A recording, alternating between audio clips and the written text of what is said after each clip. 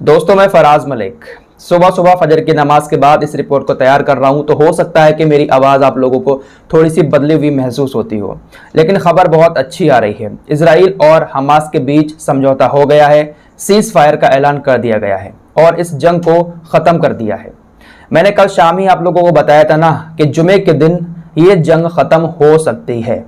कल शाम जब मैंने आप लोगों को ये बात बताई तो उसके बाद मुसलमानों ने मुझे कैसा कैसा कहा है बता नहीं सकता मैं आप लोगों को।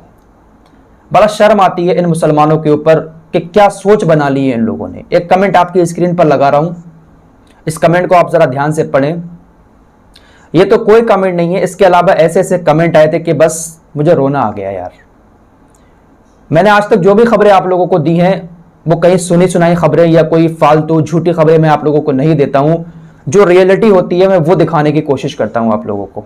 बहुत बहुत बुरी बातें लिखी कमेंट में आकर लोगों ने, क्योंकि लोग यही सुन रहे थे ना लगातार कि हमास ने हमला कर दिया, इजराइल को तबाह कर दिया, इजराइल ने हमला कर दिया, हमास को तबाह कर दिया।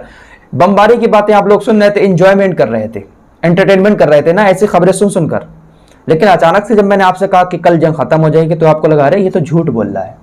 लेकिन फराज मलिक फालतू की बातों पर बात नहीं करता, सुनी सुनाई बातों पर बात नहीं करता। जब तक कोई ऑथेंटिक जानकारी, पुख्ता सबूत मेरे पास नहीं होता है ना, मैं आप लोगों को नहीं बताता हूं।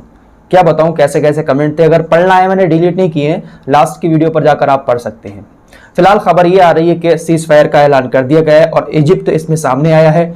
अमेरिका ने जब कहा था नेतन्याहू से तो उन्होंने कह दिया था उसके बाद कि हम हमास को खत्म करके ही इस जंग को खत्म करेंगे, लेकिन अब प्रेशर इतना ज्यादा पड़ा कि सीज फायर का ऐलान दोनों की तरफ से कर दिया गया है।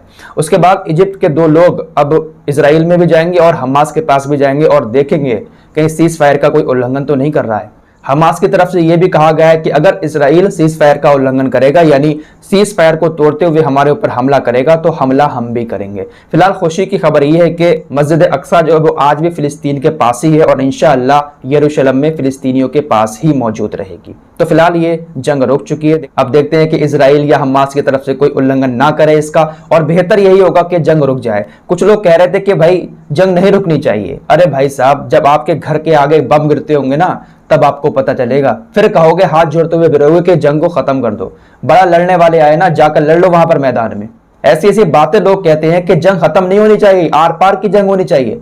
जब तुम्हारे परिवार के लोग मरते होते ना तब तुम्हें पता चलता कि आर पार की जंग होनी चाहिए नहीं होनी चाहिए। इतनी उल्टी सीधी बातें लिखते हुए शर्म नहीं आती है, ऊपर से मुसलमान कहते हो अपने आप को। मस्जिद चाहिए है, मस्जिद के लिए लड़ाई लड़ना है, जंग लड़ना है, वो भी गालियां देकर जंग लड़ोगे? कि हमारे प्यारे आका मोहम्मद रसूलुल्लाह सल्लल्लाहु तआला अलैहि वसल्लम ने हमें यही सिखाया था कि जब जंग के मैदान में जाओ या जंग का ऐलान करो तो गाली गलौज करो, अपने मोमिन भाई के ऊपर इतनी उल्टी सीधी बातें करो।